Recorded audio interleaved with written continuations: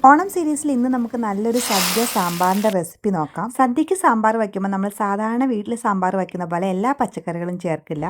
ഇത്രയും പച്ചക്കറികൾ മാത്രമേ നമ്മൾ ചേർക്കുള്ളൂ. അപ്പോൾ ആദ്യം തന്നെ 1 കപ്പ് തുവരപ്പരിപ്പ് നന്നായിട്ട് കഴുകിയതിന് ശേഷം ഒരു പ്രഷർ കുക്കറിലേക്ക് ഇട്ട് 2 കപ്പ് വെള്ളവും 1 കഷ്ണം കായവും കുറച്ച് മഞ്ഞൾപ്പൊടിയും ചേർത്ത് നന്നായിട്ട് വേവിച്ചെടുക്കുക. ഇനി പച്ചക്കറികൾ വേവിക്കാനായിട്ട് ഒരു പാത്രം അടുപ്പത്ത് വെച്ചിട്ട് അതിലേക്ക് കുറച്ച് വെളിച്ചെണ്ണ ഒഴിച്ച് ആദ്യം കുറച്ച് കറിവേപ്പിലയും അതിനുശേഷം കുറച്ച് ചെറിയുള്ളി ഇട്ട് ഒന്ന് വഴറ്റി കഴിഞ്ഞിട്ട് സവാള, അത് കഴിഞ്ഞിട്ട് മുരിങ്ങാക്കോല്, പിന്നെ വെണ്ടയ്ക്ക, ഇതെല്ലാം കൂടി ചേർത്ത് ഓരോന്നോരോന്ന് ചേർത്തിട്ട് അതൊക്കെ ഒന്ന് ചെറുതായിട്ടൊന്ന് വഴറ്റിയതിന് ശേഷം നമ്മൾ ആദ്യം ഒരു 1/4 ടീസ്പൂൺ മഞ്ഞൾപ്പൊടി, 1 ടീസ്പൂൺ കാശ്മീരി മുളക് പൊടി, 1 ടീസ്പൂൺ മല്ലിപ്പൊടി, 2 ടീസ്പൂൺ സാമ്പാർ പൊടി, പിന്നെ ഒരു 1/2 ടീസ്പൂൺ ഉപ്പ്, ഇതെല്ലാം കൂടി ചേർത്ത് ആ പൊടികളുടെയൊക്കെ ഒരു പച്ചമണം മാറി വരുമ്പം നമ്മൾ ഒരു തക്കാളി അരിഞ്ഞ് ചേർത്തിട്ട് അതിലേക്ക് നമ്മൾ ഈ വേവിച്ച് വെച്ചിരുന്ന പരിപ്പും ചേർത്ത് 1 കപ്പ് വെള്ളം കൂടി ചേർത്ത് ഈ പച്ചക്കറികളൊക്കെ ഒരു 15 മിനിറ്റ് നന്നായിട്ടൊന്ന് വേവിച്ചെടുക്കുക.